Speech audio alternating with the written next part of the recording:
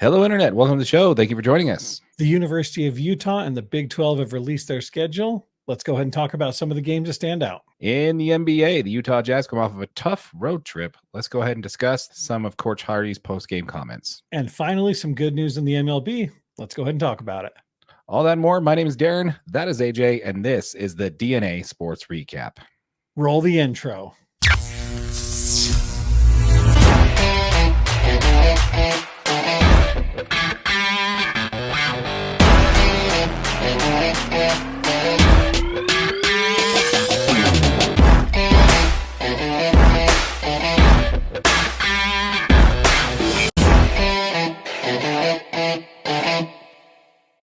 How's it going, AJ? Doing good, buddy. Doing really good. How are you? I am living the dream, man. Living the dream in a gorgeous day here in Utah, in Salt Lake City. Oh, man, it's been so nice. Yes, really looking forward to the snow that's going to hit us in the next couple of days, which is going to be awesome. Oh yeah, it's coming. Yeah, it's coming. Nothing like 57 degrees and warm, sunny, and then boom, snow. Yeah, I mean, if you don't like the weather in Utah, just wait 5 minutes. Yeah, it'll change. It'll definitely change. All right, so let's go ahead and talk about it. So the Big 12 released their schedule, and basically breaking down who's going to play where and when, and basically breaking down all the key matchups. What are some of the key matchups that stood out to you?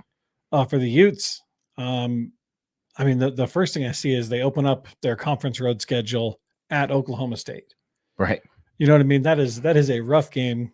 Oklahoma State is arguably one of the best teams we'll face this year. Obviously there's some. Arizona was a scary team, but with their coaching change, I mean, they're still going to have their quarterback, but obviously they're going to go through some coaching changes. For sure. They're going to be a talented team, but Oklahoma State's the same team they were last year. They played for a Big 12 championship last year against Texas. They're going to be talented. And, the Utes haven't been to a whole lot of big scenarios like that. Should be a good one. It should be a huge test. I think this game kind of sets the tone for the whole season, really. With everything happening, if the Utes, beat SUU, assuming they can beat Baylor, Baylor's got to come here. And then we got to, finish up our gimme schedule with Utah State at Utah State. Right. This one's going to set the tone for the whole season. You know what I mean? Like, absolutely. Like, going into this one 3-0, this one could be one of the bigger ones that really kind of say how the Utes season's going to go after they leave Oklahoma State. They're going to kind of know where they stand in the Big 12. Definitely a good point. Definitely something that's not being talked about enough. And we'll definitely get into what the local talking heads are getting into when it comes to the schedule being released. There's really only one thing they're talking about. We'll get into that. But with that said, though, I think you're right. I think the key there is going to be opening to the Big 12 schedule, coming up against the juggernaut, basically the last man standing of the teams that are left from the Big 12 conference last year, like you mentioned there, playing for the conference title game there. So, I mean, we did mention it last week where some national experts are picking the Utes to finish, be coming out of the gates in ranked 8th in the nation. Yep. And the favorites to win the division. So definitely we're going to see how well that comes right out of the gate when it comes to opening up the conference play, for sure. Yeah, it should be great. I mean, and after Oklahoma State, the Utes go on. They travel to Arizona. That could be a really tough game, man. I mean, Arizona's returning Noah Fafita, so he's going to be there. I mean, he tore us apart last season. The Utes defense did their job, but the offense just couldn't make anything happen. That shouldn't be the case this year. Then the Utes have a great time for a bye week. 5 games in, they get a bye, and they've got a home game at Arizona State. They'll be very prepared for that one and ready to go. Then they travel out to TCU. It's going to be a tough game. I mean, TCU played for a national championship 2 years ago. A lot of talent. Those guys are going to be ready to play. Then they go to Houston to play a game. Then they get another bye week. So then the schedule really starts, man. That's when the schedule really starts. Yeah, let's talk about that. So I do want to talk about the main pieces coming on. So the thing that jumped out to most people if you listen to local sports talk radio or watch anything locally here, you'll know that the main game on everybody's mind is a game that's going to be played November 9th at Rice Eccles, and that's BYU versus Utah. First time in over a decade where they've been actually almost 20 years now where they've been conference. We've been in the same conference. Yeah. Almost 20 years, right? I don't feel like it's been that long. It's been close. I think maybe BYU's been independent for at least 10 years. See, and I feel like I was feeling like BYU went independent around the same time Utah went. Oh, it was the same year. The same year they went in Yeah. the Pac-12, but they were both in the Mountain West before that, weren't they? Oh yeah, that's true. So it's so maybe it just feels like 10 years. But anyway, so the BYU and Utah game is November 9th. Now, the first thing you're going to notice about this, if you listen to local sports talk radio, is everybody's up in arms about the fact that it's not the opening, that they aren't playing each other in the opening week. They're not playing each other early in the season. It's right smack in the middle of the season. It's not even during rivalry week. It's not even during rivalry week. Yep, It's last game of the season should be a rivalry game, and Utah's going to be at UCF. Yeah, so it kind of sets that, kind of basically puts it in a situation here. Now, there's going to be multiple reasons for why that is right in the middle of the season. One is that the Big-12 needs to play to the rivalries a little bit better, that they want a key matchup throughout multiple weeks. You'll notice if you look at the schedule, there's going to be a game of interest, and I think that's just where they wanted to put the BYU-Utah game. Yeah, it's not during rivalry week, but in all honesty, 14-4 in the last 18 games. So, I mean, BYU fans, you can say what you want, but there's really not been much of a rivalry going on over the last 20 games or so. No, I mean, and it's always close because it's always an emotional game, right? Yeah. There always is that rivalry matchup. You're always going to have, obviously the schools are only 30 miles apart from each other. Right. So we're going to have BYU fans in the stadium. But I'm going to predict right now that this is a very large win for Utah. Okay. Yeah, BYU, I mean, they don't even know who their quarterback's going to be next year. Mm-hmm. Keaton Slovis is gone. He struggled last year as it was. I can hear the BYU comments right now. Oh, absolutely. They got a great defensive line. They're returning so much power on offense. They just need a quarterback. And that's kind of the point. You kind of need a quarterback to be successful in college football. But, we'll just dismiss that piece altogether. And the Utes are going to have one. Yeah, the Utes are going to have one for sure. But yeah, that's kind of the big piece there. Is my first question on that is, where you prefer the rivalry game be played for Utah versus BYU? I've always been kind of like the beginning of the season type thing when it wasn't part of the non-conference, but obviously now they're being in the same conference, that kind of has to be a conference game. So where's your usually where you like to see that game? Do you like it being the last week of the season? Where do you like it? I absolutely love it. End of the year, last game of the season. Especially because, I mean, the hope is that BYU returns to power, right? Mm-hmm. They're in a position to be to be playing for a conference championship. Utah is going to be in that position this year. Like, my feelings are Utah is going to be playing for a conference championship in the Big-12. Mm-hmm. And if that's the case, that game with all the emotions and all the whole season on the line comes down to that last game where you've got to play and beat BYU to vie for to play for a conference championship. With everything on the line, that's when those games have been their best. Yeah, makes sense. Now, what I really like is they're getting the Bama Auburn treatment here, where they're both coming off of a bye week coming into the game. What do you think about that? Oh, is that the case? I did not see that, actually. Yeah. That is very interesting. So that does kind of add to the value about why it would be. Maybe it's scheduling reasons to get that, but yeah, they're getting the Bama Auburn treatment there. Yeah, both coming off the road, bye week, and then play each other. Yep. So they get like 10 days to plan for each other. Yeah, that's very interesting. No, I think that's excellent, actually. Plenty of time to prepare. You're going to have a week, an extra week or extra few days of practice there. It's going to be fantastic, man. It's going to be good to have, obviously I'm not a huge BYU fan, but to have those fans back in Rice Eccles, have this game actually mean something. Mm-hmm. It's just that much more, because this game didn't have the same feel when they weren't in the same conference. Yeah, for Utes fans, it didn't have the same play. I think that's actually going to be my next question to you. We'll get to that, but I do think that the game didn't change as far as how it felt for BYU fans.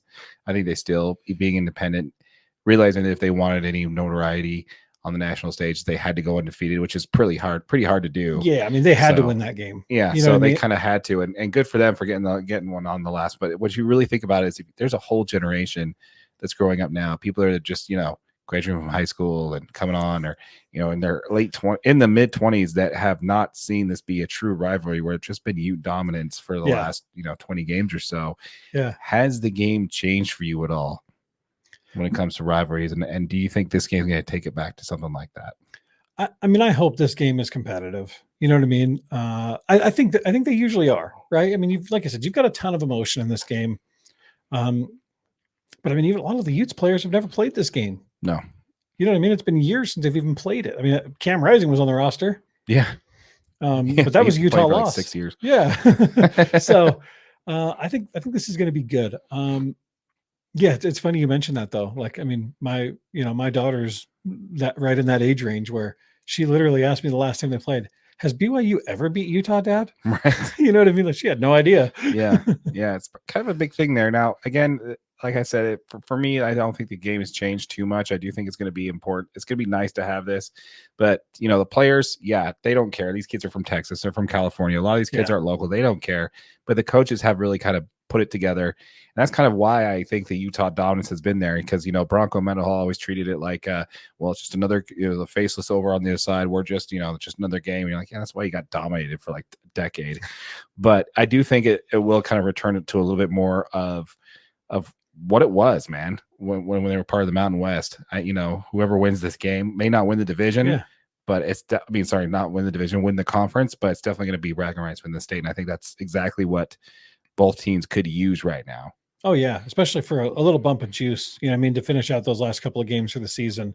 After the BYU game, Utah's schedule doesn't get any easier. Right. You know what I mean? Like, they've got to go out to Colorado and play. Who knows what that team's going to be? Right. I mean, Dion's done a great job in the transfer portal this year. I mean, he has the highest transfer portal ranking of any team in college football. Right, which is great to see, because it's brought a ton of talent in. Yeah, Colorado's going to need that, man. Like, they definitely need it. Yeah, but just imagine if both teams are 1, 2, 3, 4, 5, 8, 9-0 going into that game. It's not going to happen. If both teams are 9-0 going into that game, though, it massive. Yeah, it's not going to happen though. You don't think so? No. How come? No, I got BYU going 6. No, sorry, I'm saying Utah, Colorado. Oh, Utah, Colorado. I'm sorry. Yeah, Utah, Colorado. Yeah, that'd be massive. Yeah. I don't. Yeah, sorry. I thought we were still on the BYU Utah part. yeah. Sorry, I kind of skipped on you there. Yeah, no, the 9-0. Like, they both go into that 9-0. It's gonna be a big game. I do favor the Utes on that one, because I don't know. I mean, Dion's kids are great and all that, but I think Cam Rising's got the upper hand on the quarterback side of that thing. On the side of that, so for sure. But yeah, I think that'd be awesome. Be a huge game. Then we got Iowa State here, finish out the season at UCF. Ooh, that's gonna be a tough one. I'm kind of surprised that that's the end of the season game for the Utes. I am too. To travel out, your last game in Rice Eccles is Iowa State. It's just such a weird conference to me. It is. Like, it's just so strange. Like I said, man, I like we talked about it before. I think this is just, they're jumbling everything together just to get the ball in the conference. They got the schedule together. They're trying to put together the best they can right now. And like I said, this is just gonna be a stepping stone to the next step in college football. So, yep. I wouldn't expect to see the Big 12 being even a conference in 8 years from now. So we'll see where it goes. I think they're going to do a great job. I do think it's kind of funny how, all these big games, especially with Ohio, like with Oklahoma State, like you're talking about, to open up conference play. The only thing everybody's talking about is where we're playing, when we're playing BYU, and what it all means, So I think that's kind of funny. Return to old school ways, but I think it's been interesting to follow for sure. Yeah, no, and like I said in the last video from last week, I cannot wait for the season to get started, dude. This is going to be such a fun Utah team to watch. It's going to be great. Yeah. Once again, folks, let us know in the comments down below what you think. Has the rivalry game changed for you at all? What's your take on the fact that this is being played on November 9th in the middle of the season, not during rivalry week? What's your take on all this, on how the setup is? Let us know in the comments down below for sure. All right, let's go ahead and pivot to the NFL, shall we? Oh yeah. All right. So something big's coming up, right? A little bit.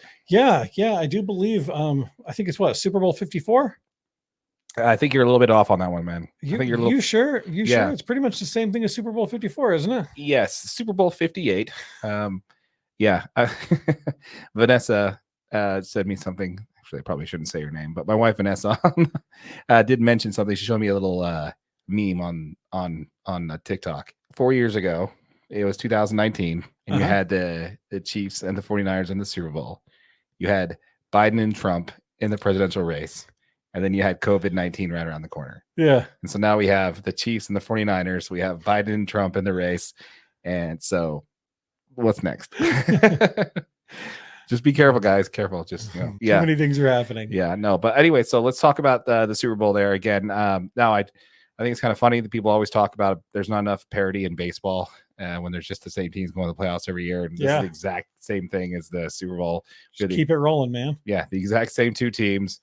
as 4 years ago, same coaches and all that there. So I don't know. I think that's kind of funny. Not exactly the best thing for a salary cap. Everybody tells me a salary cap's good for parity, and I'm not seeing that, just to be honest with you. Yeah. The NFL hasn't quite figured that out yet. No, I don't think so. But before we get into the Super Bowl, man, the Ravens, man, they're playing against the worst run defense in the league. And they couldn't figure it out, man. And they didn't run the ball. Yeah. They didn't run the ball. We'll just throw it.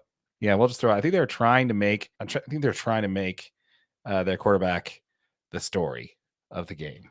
Yeah, they wanted it all to come back to Lamar Jackson. Yeah, and we've covered him. And folks, believe it or not, we actually did cover the NFL when we first started this channel, and nobody really watched those videos, but we did follow the Lamar Jackson. But also nobody watched those videos. Yeah.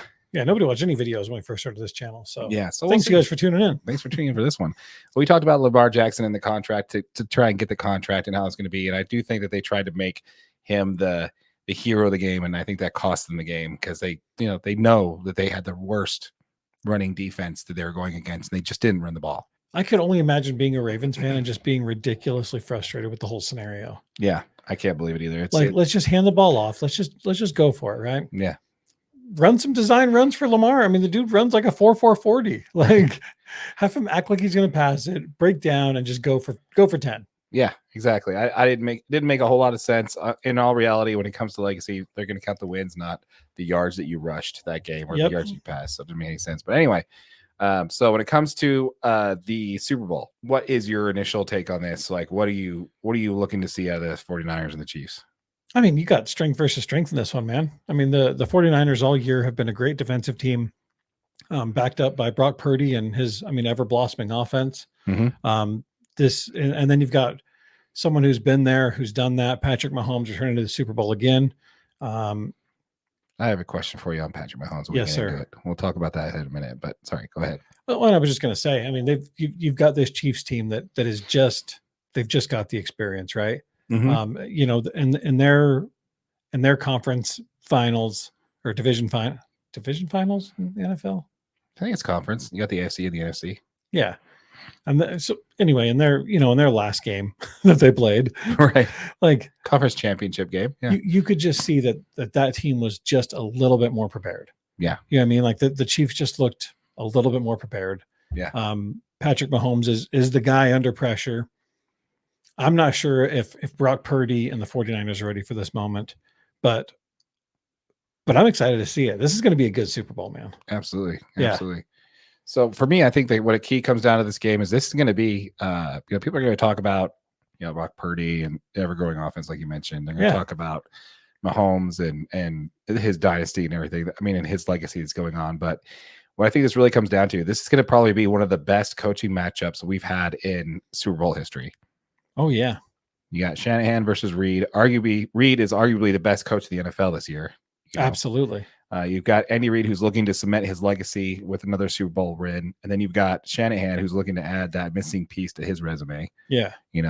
Shanahan, I don't know if you remember this, but if you think about the last 2 times he's been in the Super Bowl, both times, we've got to kind of see what's his maturation look like in this process. Yeah. What does he learn? What does he take away from his previous experience? Because in both of his Super Bowl experiences, with a headset on, his team has blown double-digit leads in the second half. Yeah.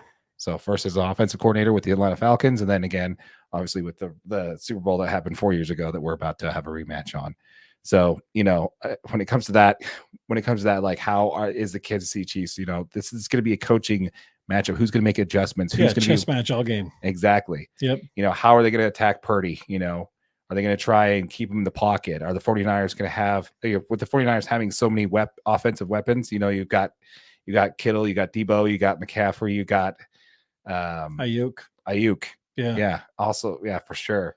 And then on the 49ers side, do they stop, 49ers, do they stack up well defensively against the Chiefs? Now the Chiefs offensive line is not the same as it was 4 years ago. Right. They're much more talent on that aspect. So there's a whole bunch of different variables that kind of go into that. And Patrick Mahomes has only gotten better. Exactly. Yeah. Exactly. And he's not hurt. Yeah. Like last year we saw him injured in the Super Bowl and he still pulled it out. Yes. Not hurt. Kelsey's playing out of his mind. We all know why he's playing out of his mind. Why is that? If T Swift was coming to every one of your games, bro, you'd be playing out of your mind too. I gotta get your take on that. Like, one of those funny is, did you see? Okay, so if everybody who's up in arms about this, about her, is saying about how she's got too much screen time when it comes to these games, who's the maddest? Who? Taylor Swift. Yeah, she's like, I just want to go watch a game. In the conference championship, she said, "Go away, please." She mouthed at the camera last time. Do you know how much screen time she got in the last game? Out of 4 hours of coverage or 3 hours of coverage, I think. I didn't see that. 48 seconds. Much better. She was on camera 48 seconds. And that was the most that she's been on camera all season. But I mean, I totally get it, dude. Just because you're Taylor Swift, like, you went to the football game to watch a football game. Yeah. Not to have every one of your reactions recorded. Yeah. Well, it's true. And yeah, they do ham it up a little bit, but I do think it's good for the league. I do think they're overblowing it. How many times with Detroit's playoff games did they show Eminem? Probably more than 45 seconds. I want to bet you. I love Eminem. I want to watch him the whole time. Yeah. So I'm just kind of. There should have been a live feed on Eminem the whole time. Agreed. just recording his reactions. Yeah. So I don't know. I think it's a little overblown. But my key stat to this, and we'll cover this next week when we break down our predictions. So be sure you subscribe to the channel, hit that notification bell. Tune in so you can see our predictions for the game. Yep. But here's my key stat. You ready for this? I'm ready. Point differential. Okay. The Kansas City Chiefs have a 77-point differential over the season. So they have plus 77 points with a point differential. What do you think the San Francisco 49ers is at? I feel like they've won big a lot. Over 100? 193 plus. They're plus 193 points on their opponents this year. I was going to say, they won big a lot this year. They've won big a lot this year. Yeah. So the Chiefs have had some closer games. Chiefs have some closer games. So that kind of tells me that Eddie Reid's. But the big thing is with the Chiefs, dude, is like they are like 4 or 5 touchdown passes away, like dropped touchdown passes away from winning like 3 of those games. Right. That they've got that wide receiver, and I can't remember his name, but they just benched him for that last game, for the championship game. He was all upset about it, post on Instagram saying that he was out as injured in the game. Yeah, and then his family chipped in, and that's just, dude. But the dude's dropped like 3 touchdown passes to win ball games for him. Like, hit him in the hands. Yeah. Like, and Patrick Mahomes is, I mean, he's such a stand-up dude. I like him a lot. He says the right things. Yeah, he says all the right things. You know, I probably could have thrown the ball a little better. Like, yeah, hitting him in the hand wasn't quite the right spot to hit him, Patrick. Yeah, apparently right to the hands is not where you need to put it. In the chest wasn't it. That wasn't a great decision. Yeah, exactly. I don't know. Speaking of Patrick, man, are we watching Mahomes on the path to goatness? Absolutely. You want to know something crazy? Huh. So, if you match him, he's 6 years as a starter, right? Sounds right? Yeah. Okay. You compare him to the GOAT, and yes, we're going to catch some comments on this one. Say what you like. Tom Brady's there for a reason. If you compare Tom Brady to Patrick Mahomes, the first 6 seasons as a starter, every key offensive stat, completion yardage, touchdown throws, passes, you name it, the offensive category, Mahomes is winning across the board.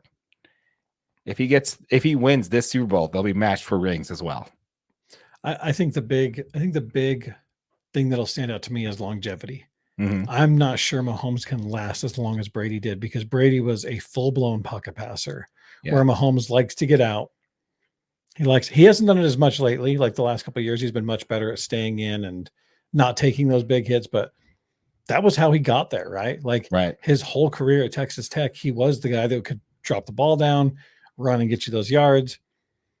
But he was always constantly taking those big hits that led to injuries, that led to him, being just a little bit off of healthy. Right. So as long as he can continue to get back into that pocket passer, rely on your offensive line to protect you, and he can last as long, I think he's on his way to goatness. My opinion.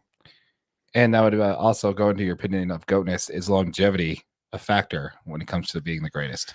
Because if you switch the NFL and the NBA, I'd say that doesn't matter as much. Yeah, and I agree. But I just think that is one of the things that made Brady so great, was how long he was great for. That's true. You know what I mean? That's true. I can tell you who my GOAT is in the NBA, and it's different for different reasons. It wasn't how long he lasted. It was straight killing ability. Right. If he went there, he won it. Right. That's all there is to it. Yeah, and I'd have to agree with you on that one, and we'll talk about that when we cover the NBA. But we just thumbs up. Nice. I don't know how we do that, but when we talk about the NBA, we'll definitely get into that. But I do want to say something about when it comes to Mahomes is that if he has this level of greatness, it doesn't necessarily have to be long enough. If he comes out of it with the same amount of rings and the same amount of MVPs and the same amount of accolades as Brady, it doesn't necessarily last as long. I think he's got an argument. I totally agree. And I love the fact that we're actually able to sit here and watch this throughout. Back in my early days, I wasn't necessarily as much watching the Brady goatness as I should have. Yeah. So it's just kind of nice to be able to see somebody coming along just right after his, career ended, to see somebody performing this well at this high level. I think it's fantastic. And NFL fans should just, be grateful. Do you watch have you ever seen The Quarterback on Netflix? No, I haven't. You know what I'm talking about, though? Yeah, the series that follows him through last year's season. Yeah. I was so hooked to that show. Yeah. It just gives you a whole different perspective of who Mahomes is as a person. Nice. I think he's a great dude. His brother's a piece of shit, but he's a great dude. He is. He's a really good dude. Yeah. Just family guy. I don't know, man. Check it out. Yeah, absolutely. Yeah. We want to know what you think, folks. Let us know in the comments down below what you think as far as your early predictions there. Not even necessarily your predictions, but your early keys to the Super Bowl that's coming up in 2 weeks. The great thing about this is we actually get to talk about it again next week, and make sure you subscribe to the channel and make sure you tune in to see our predictions there. All right, so let's go ahead and jump into the Utah Jazz, shall we? Absolutely. Okay. Absolutely. Go Jazz. All right, let's go ahead and talk about it. So the Utah Jazz, they kind of limped home from a 2-6 road trip. Giving up. Was it 2-6 or 2-4? Sorry, 2-4 out of the last 6 on the road trip there, after giving up 140 points twice and shooting absolutely abysmal from the 3 over the last few games. Coach Hardy made a few statements in post-game interviews.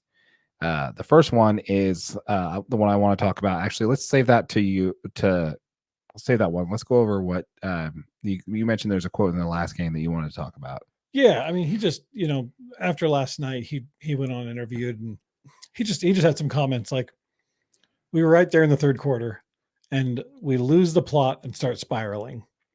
There was a point in the game where they'd thrown a full court pass in that bounces off the backboard, and that kind of starts a run for the Knicks last night. Mm-hmm. And, he just went on to say that, like, this team needs to value the ball more. They need to be mindful of situations.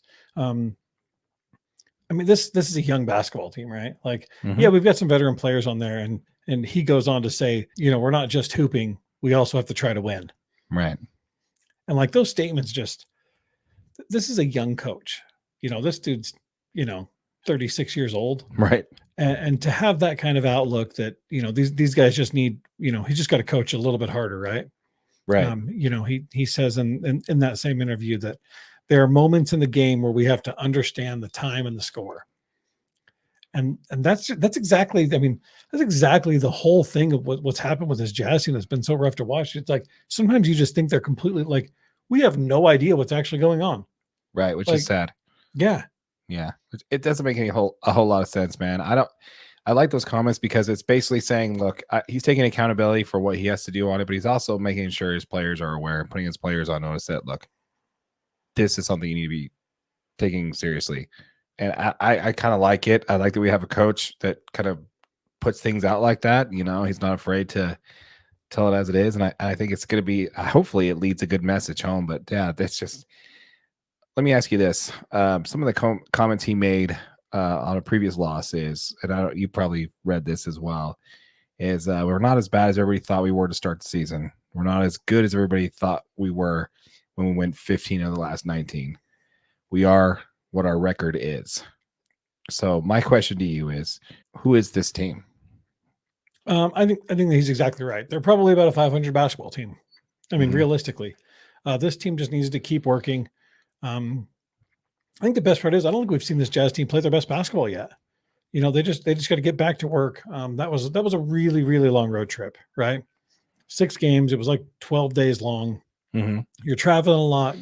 You're on the road every day or two. You're in new gyms, and being a young team in the NBA doing this, like, this is the first time Keontae George has been out for 10 days, 12 days, whatever that was, playing back-to-backs, and right now he's hitting the rookie wall too. So yeah, I mean that's a lot of basketball to play.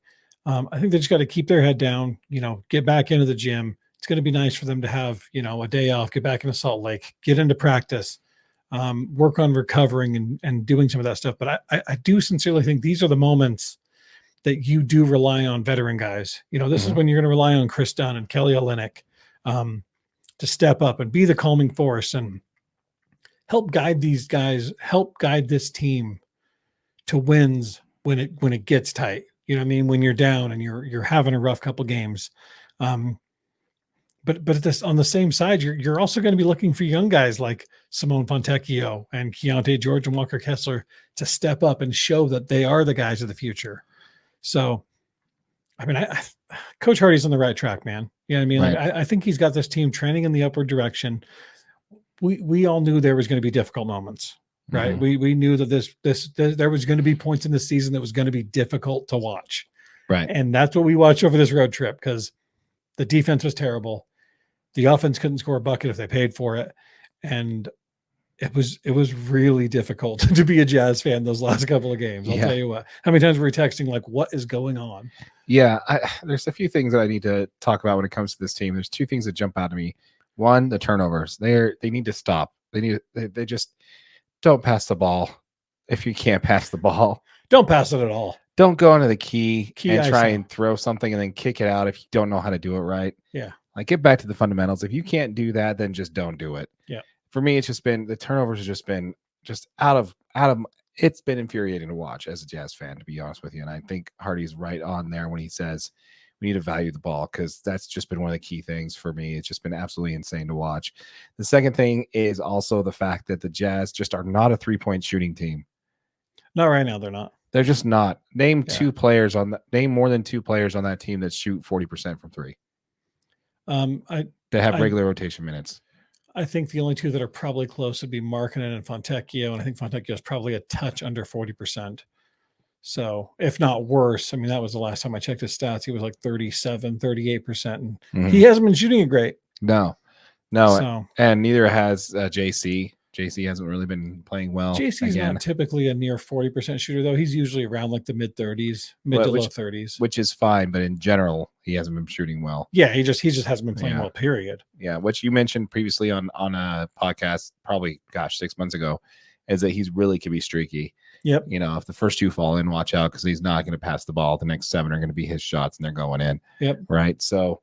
I do have to say those are kind of really the two things that kind of jump out at me, is that this team is not a 3-point shooting team, and they definitely need to handle turnovers. And the other thing is they just need to get the rebound, man. I can't tell you how many times I've watched the ball bounce, and everybody says, oh, well, they're one of the best offensive rebounding teams in basketball. And yeah, that's true, but it's at a cost. They are not rebounding defensively at all. They're giving way too many second chance points to the other team. Yeah. They're allowing these teams to get out and get on the break on a quick breakout. And they're allowing the defensive set to get in. So they're playing in half court pretty much the whole game because they're trying to get those offensive rebounds. Yeah. And being this young, you've got to be able to run the floor and push it and get easy baskets. And it's like they're playing against set defenses and taking bad matchups. I mean, against that Knicks team, they're playing the Knicks' best defender one-on-one the whole time. Like, what are we doing? Yeah. Yeah. I miss the days of Jerry Sloan where they got the GYFG. Jazz fans, if you know, you know. What that means, and we'll talk about it off air. So I got good news and I got bad news. Let's talk about the good news first. Okay. The good news is the standings. As this is right now, the Jazz, off of this terrible road trip, they're 5-5 in their last 10, which actually is not as bad as you thought. The overtime loss to Houston, they'd be 3-3. We'd be having a completely different conversation right now. Mm-hmm. As it says right now, they are number 10 in the spot. They're a half game ahead of Houston Rockets. But if you look at the standings, let's say the season plays out the way it is, I don't really see Houston. Really, maybe Houston's the only one that can really threat to come in, but I really don't see the Lakers. The Lakers aren't playing great. LeBron looks frustrated. We are one twisted ankle away from the Pelicans falling out of contention again. So as it sits right now, the Utah Jazz playing 500 basketball can still end up being a playoff team, a play-in team, which is exactly where we wanted them to be. We wanted to see some development. Honestly, as Jazz fans, we didn't even really care that much about that. We just want to see effort. We want to see heart, fundamental, good, strong basketball. And we're just not really getting a whole lot of that lately. Yeah, that's been the roughest part is you're not even seeing great basketball being played at some point. Like, I'm okay if the Jazz lose if you go out there and you see a ton of effort and, we just get, we have a bad shooting night. That happens. You know what I Right. mean? Like that's okay. But we're seeing a lack of effort on the rebounding side of the ball. We're seeing bad passes being thrown. Like Yeah. you guys are professionals. Get out there and Yeah. do your job. Exactly. You know? Yeah, that's the part that's frustrating. So that's the good news is that where the Jazz are sitting right now, with the exception of the Houston Rockets. I mean, So you're saying there's a chance. I'm saying there's a chance. Golden State does not look like they're going to go anywhere. I mean, especially right now with everybody except for Steph being on the trading block. I don't know if you heard rumors about that. I saw it. I don't see Golden State moving any of those pieces, but It that's neither depends. here You nor want to there. make the most out of the last 3 years you have Steph. Yeah.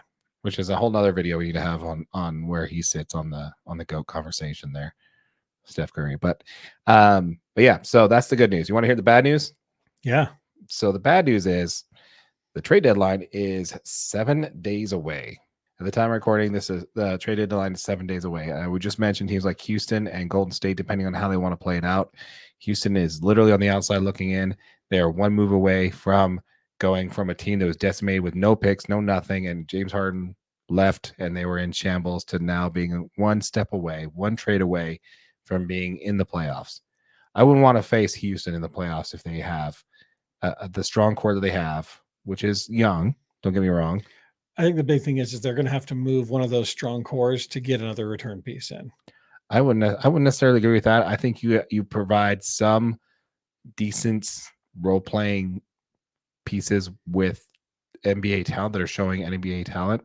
They got enough draft picks, man. They could probably do something with it, Yeah. So I think if they were to do something like that, they could probably move in and make some moves, and that would kick the Jazz out. And Golden State, depending on which way they're going, man.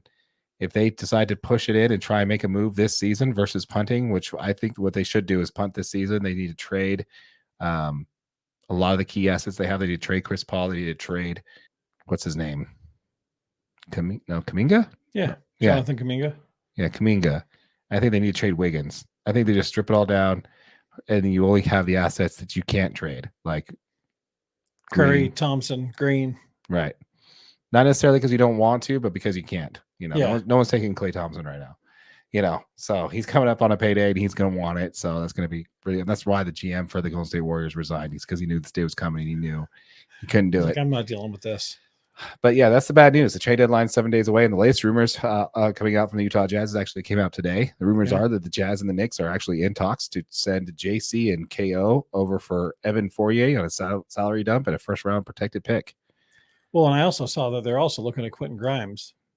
He's part of that potential trade too. And I mean, have you seen much Quentin Grimes play? I have. Yeah. Okay. He's a great young 3D player. I mean, he hasn't played a whole lot. He had a great season last year. He shoots 47% from the field. Averages like 39% from three.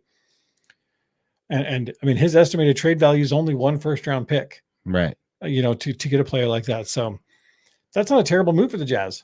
No. You know what I mean? To get somebody that can shoot 40% from three, like you said, in an exchange for Jordan Clarkson, who's a great volume scorer. I mean, he could help a team like that. Veteran, Kelly Olynyk helps a team like the Knicks. Mm-hmm. And realistically, the Jazz probably need to move Kelly Olynyk anyway. Right. I think everybody that's a Jazz fan, they want to see Taylor Hendricks get more minutes.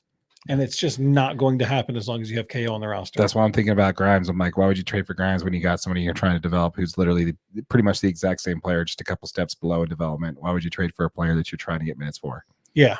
So that's kind of why I didn't really like that trade, because basically it's a 1-for-1 trade. If you're going to try and get Taylor Hendricks some more minutes, why would you trade for Grimes? Yeah.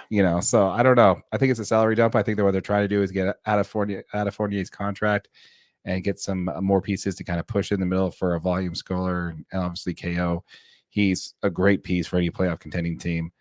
The trade rumors make sense, but that's kind of like what I'm saying as far as the bad news goes, is the Utah Jazz are one trade away from this team falling back into the bottom three and being out of contention. They're also one trade away from the Golden State Warriors or the Houston Rockets making a push them out of the 10 spot. Yeah. And the fact is you move JC or KO, and the Jazz don't look nearly as good as they have the last 25 games or whatever, however you want to cook that out, right? Right. We're losing more games than we're winning at that point. Exactly. So, yeah, we want to know what you think, folks. Let us know in the comments down below. Is it time to panic for the Utah Jazz? Is this 2-4 of the last 6 road trip telling us where the Jazz are at? Let us know what you think. Who is this team? What's their identity? Do we know it at this stage in the season, which we should by now? Yep. We want to know. We want to hear from you, folks. I mean, trades. What do you think? Do you think the Jazz trade out? Do you think the NBA is going to trade and kick the Jazz out of the 10 spot with the team as it is? Let us know what your thoughts are in the comments down below. All right, so let's go ahead and jump into Major League Baseball, shall we? Oh, yes, sir. All right, so we have had some movement on the free agent market. We're still looking at some of the big 3 to drop there. The big 3 would be Blake Snell, Jordan Montgomery, and Cody Bellinger, all still available as of the time of recording. Probably right after we hit stop on this, somebody will be traded. So, yeah, sounds about right. I just got a notification. Hold on. I know what the notification was. Huh. Lance Lynn just came up with another home run. I think that's what it was. Another one. Another one. Exactly. So anyways, let's go ahead and talk a little bit about the Major League Baseball. So first, as far as when it comes to Major League Baseball, we do have one signing that a few signings that are of note. The first one would be the fact that the Dodgers did sign, what's his name? James Paxton, left-handed reliever. Yeah. Left-handed starter. Yeah. Yeah. So that was cool, I guess. Cool. I mean, he would be a number 2, number 3 on most MLB teams, but on this Dodgers team, he's probably going to be like a number 3, number 4. Yeah, he's 5. down the row. Yeah, not necessarily. It's not a needle mover. Again, I guess the Dodger fans are kind of spoiled when it comes to that. Free agency signing is kind of a big deal, but this time it's just a nice little, okay, we have a left-handed starter now, basically. So that one really is. We did see some trades. Now you got Hicks. He was a relief pitcher for the Yankees. Did you hear about this guy? Yeah. But they have a different role for him. Did you hear about this? No, maybe I didn't. Okay, so Aaron Hicks was a relief pitcher for the New York Yankees. Okay. And the Angels signed him to a 1-year deal, I believe. And they're actually going to use him as a starter. Yeah, my apologies. It actually wasn't the Angels that signed him. It was the Giants that signed him for a 4-year, $44 million contract. Right-hander Jordan Hicks, again, as a reliever for the Yankees, is now signed as a starter for the San Francisco Giants. So, how often does that happen? It's more likely that it's typical that most people that Go are the other way, right? Yeah, exactly. You don't really see that happening this way where they take a bullpen arm and turn him into reliever. I don't know. Maybe they're just doing that to wait for some other options for AAA to come up. I don't know if they got some hurt pitchers that are expected to come back. I know they have a few that I believe are injured to start the season that may come back. But yeah, I think it's quite interesting. He won't be able to be throwing in the high 90s and triple digits. He's going to have to tone it down to get to 90 pitches on average. Yeah. So definitely kind of a weird signing there for sure. What do you think of the former Dodgers prospect DJ Peters getting signed to a minor league contract? Yeah, DJ Peters. So for those who are following, the one with the hair, he was the Dodgers prospect. Also, not only him, but Charlie Culberson, also a Dodgers prospect, believe it or not. Oh, really? Yeah, they both came up with the Dodgers. Charlie Culberson has a great story, by the way. Before he got traded over to the Atlanta, not traded, before he went to the Braves, he has a great story.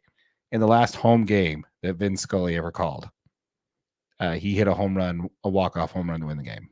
Oh, no way. Yeah. Vin Scully signed the bat and everything. Yeah. Great story. That's really cool, actually. Great story. But yeah, so both DJ Peters and Charlie Culberson have both been in the league for quite a while. They bounced around a little bit. Yeah. But they both have something else in common other than being a Dodgers prospect. Why don't you go ahead and tell the fine folks there, the fine viewers, fine listeners, what's changed about them? Well, I see that both of them are now on minor league contracts. Mm-hmm. But I didn't see a whole lot. What have they got in common? I didn't catch that. Okay. You ready for this? Yeah. Okay. So they were both like Charlie Culberson was originally a shortstop, third baseman, and DJ Peters was an outfielder, right? Okay. Both these guys have not been able to hit the bat very well, but they do have something in common. They both have really strong arms. They are both now trying to make the transition to be pitchers. I do have that in my notes, I guess. I mean, I saw Charlie Culberson. Yeah. I saw that he's played every position in the diamond except for catcher and center field. He's just usually been signed as a utility player. Mm-hmm. And his minor league contract is as a pitcher. And I did see that DJ Peters is also as a pitcher. Yeah, both of these started off as infielders, outfielders, and also bats. DJ Peters is supposed to be a slugging batter The Dodgers didn't have a place for him. He did not perform well, so they let him go. I think they traded him to Texas or to Cincinnati or something. Charlie Corbison ended up with the Braves, played a while there with Dansby Swanson. It was really funny because him and Swanson looked almost exactly alike. They had the same beard, same hair. That's funny. So it's kind of funny to see that. But yeah, they're both now trying to restart their careers as pitchers. I thought that was kind of an interesting story. That is actually super cool. Yeah. It's not common. It's kind of funny that I didn't catch that. I know, right? Yeah. I have it in my notes that both of them were pitchers. They're signed to their minor league contracts as pitchers, but I didn't put that together. That was the link there. Yeah. Pretty weird, man. Pretty weird. I think it's funny because you do see it from time to time. Like, for example, Kenley Jensen, he's a great closer, one of the greatest closers in this generation. Yeah. Came up as a catcher. But just did not hit well in the minors. So they're like, well, you know what? You got a cannon for an arm. You can gut it down to second base like nobody's business. So what did you think about being a pitcher? Yeah. He started throwing from the mound. He had a natural cutter. So they're like, guess what? You're going to be a relief pitcher now. Yeah. So let's just quick hit on some free agency update because I just want to hit you with a few. Okay. Where's Blake Snell going to end up? Because have you seen that some of these sports writers are predicting he possibly ends up with the Yankees? Can the Yankees make him an offer that he can't refuse, even with all that bad blood? I mean, didn't they just sign what's his name? The Yankees. They signed what's his name? Stroman from the Cubs, and he talked a bunch of crap too. Mm-hmm. So I don't know. Maybe if the Yankees want to make a big splash and try to win the postseason, win the offseason, I can see them doing that. But they're not going to. The Yankees offered him Blake Snell, right? 5 years, $150 million. They're not going to go much up from that. So Boris better be ready to take a pay cut. If they're willing to take a pay cut, I can see it happening. But Boris never takes pay cuts. No, he doesn't. He might go for a high AAV, but he's not going for a pay cut for sure. So I don't know, man. I still see him as a Philly, to be honest with you. Okay. Is Bellinger a locked return to the Cubs? That's the best place for him to go, man. I've heard him tied to the Giants. I've heard him tied to Toronto. I think you actually mentioned that in a previous episode that he was tied to Toronto. I think his best shot is to go back to the Cubs. Just sign a short term, maybe. Sign a short term, 2-year deal with a player opt out after one. Show that you're not just a flash in the pan. That okay, you had 2 years in the last 10 years of your career that are actually really good. Yeah. An MVP season in the last season. Show that you can have some consistency there and come back next year and get like a 7-year deal. Yeah, exactly. I think that's what should happen. What about Jordan Montgomery? Jordan Montgomery, man, Texas, got to get it done. Got to get it done, Texas. Just got to get done. Get that regional sport network thing figured out. I was on the episode last week that we talked about that. Be sure to check it out. Link will be somewhere. We'll show it to you there. And did you see Justin Turner finally signed with Blue Jays? Yes, JT, man. I'm glad. He's your guy, right? Yeah, he went back to, honestly, I'm not upset that Dodgers moved on for him because at this stage in his career, he can't catch up to triple-digit heat in the playoffs. So that's all he's going to see is in the playoffs. Is everybody can throw high 90s, low hundreds. Exactly. He just had a hard time catching up with that. He had one of the best hitting years of his career last year in Boston. I hope it was last night. Yeah, last night. Best career hits, best years hitting last year with Boston. He was a DH and first base, which was cool to see him move from first base, from third base to first. But yeah, I wish him all the best, man. He signed a 1 year, $13 million deal to go to Toronto. Yeah. I think that kind of puts the axe on the fact that Matt Chapman may come back though. Right. I don't think he's going to go back with Blue Jays, but good on you, JT. You're not, you look better in white and blue anyway. So I look forward to seeing you back with the Dodgers as a manager in a few years.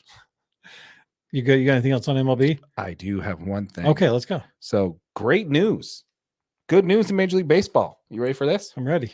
So this is a team we talked about quite a bit over the last couple of weeks. Okay. We've talked about on our video where we talked about the lowest payrolls in baseball and the teams that do not want to sign free agents. And we actually quoted this particular owner when it comes to being a cheap owner. But it came down today that the Orioles are selling the team. They really are? They are selling the team.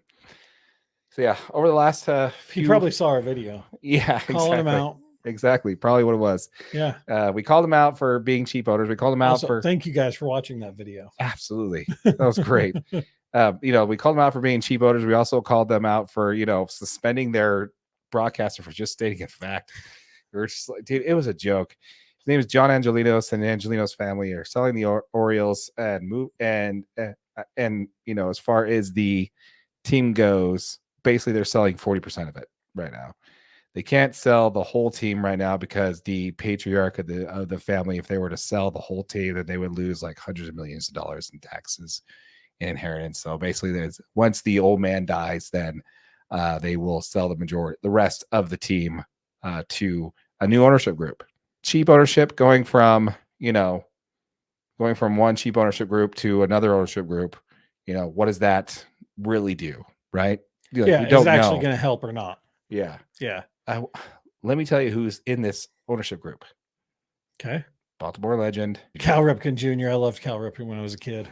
Cal Ripken Jr., the Iron Man himself, yeah, is part of the ownership group that's now going to be buying the Baltimore Orioles. So as it should be, man. Yeah, Cal Ripken deserves a major league team. Absolutely. I don't see him being part of an ownership group that's just going to sit there and use a baseball team to collect a check. No, Cal Ripken Jr. wants to win ball games. They won 100. They won 100 games last year. They won the division. Yeah, that's the thing is they looked like a good team all year. Yeah, and then the owner came out and said, "Enjoy this team because we're not going to sign them all." Yeah, we're not going to be able to do anything else with these guys. So yeah, so I just think that's pretty funny though. So that's good news, man. Good news for baseball. Maybe we're starting to see a change of the guard. There's a lot of talks about the Angels owners potentially. Sorry, not the Angels owners. The A's owners potentially selling once they move to Vegas and increase their value. Yeah. So hopefully we'll start to see a little bit of this. Get rid of baseball where we're seeing these cheap owners. But yeah, currently the sale was for $1.725 billion, according to the for 40% ownership. 40% ownership of the 1.7 does kind of line up with 40%. Basically, you're saying it was worth every Major League Baseball team is worth like $2.4 billion. Yeah, that does kind of line up with those almost numbers. Perfect. Yeah. So interesting to see, man. What do you think? I mean, I think it's great. Like we said in our last video, the fact is some of these owners are they're killing Major League Baseball. You know what? We want to see competitive products put on the field every single day. And unless somebody's willing to go out there and spend money and not just turn a dollar, baseball is just going to get worse and worse. So I think it's fantastic. Yeah, it's going to the Aris Management Group. Aris Management Corporation. I'm probably saying that wrong, but there are a couple of billionaires involved in that. David Rubenstein, Carlisle, and of the Carlisle Group, and Mike Argiletti of the Aris Management Corporation. So a couple billionaires buying a baseball team is always nice because that's kind of the Steve Cohen thing of that, where you get billionaires that are buying the team. They're willing to put money into it versus people who could barely afford to buy a team. Yeah. And then cry about being broke all season. Yep, exactly. So I absolutely love it. Absolutely love it. So congratulations to Baltimore Orioles fans. It's a good day for you guys. Lots of promise in the future there. Hopefully you get to keep your young core. And I'd love to see you guys in the playoffs again next year. So let us know in the comments down below, Baltimore Orioles fans. What do you think about the sale of your team? Do you think it's a good thing for baseball like we do?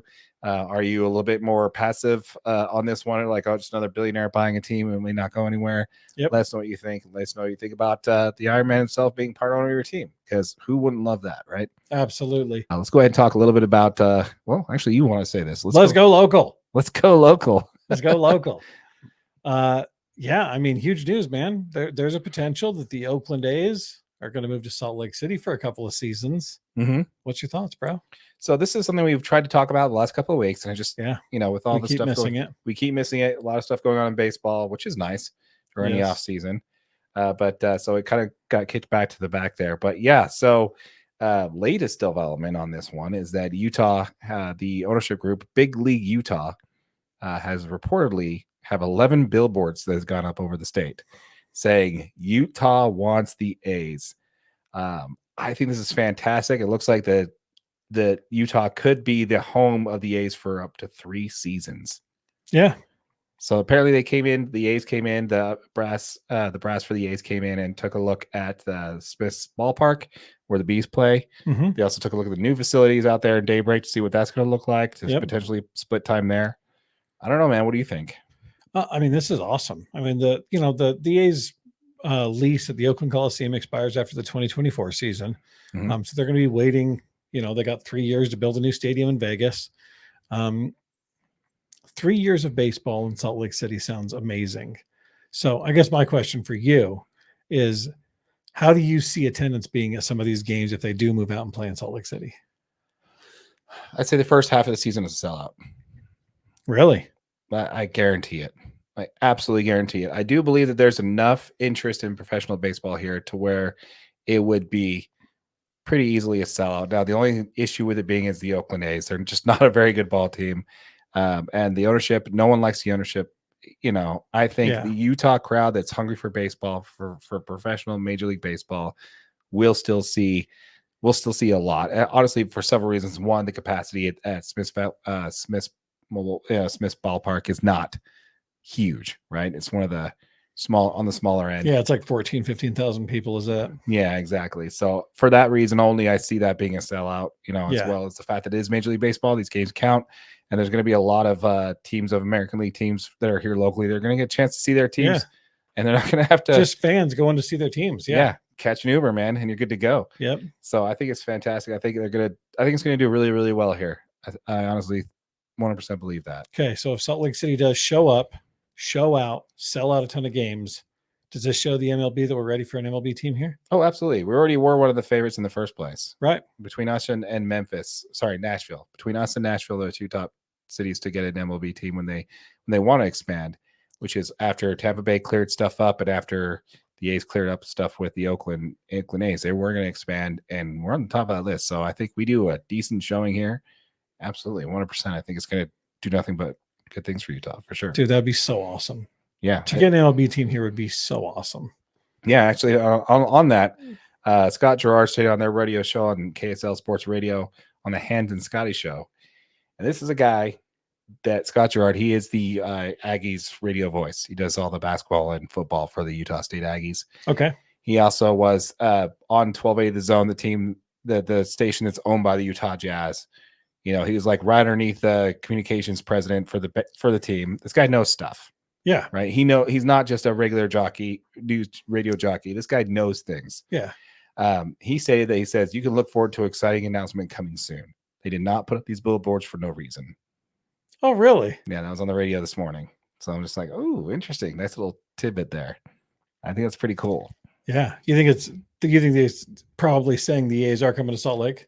I'm not saying it's as good a done deal as it is like for the Olympics. Like they said, like it's pretty much a lock. We're just waiting for the official announcement. Yeah. I would say this, that there's a lot of people are like, it's stupid. There's a AAA team in Vegas they could go to, and there's a AAA team in Oakland they can go to. Guys, if that was the direction they wanted to go, that would have been announced already.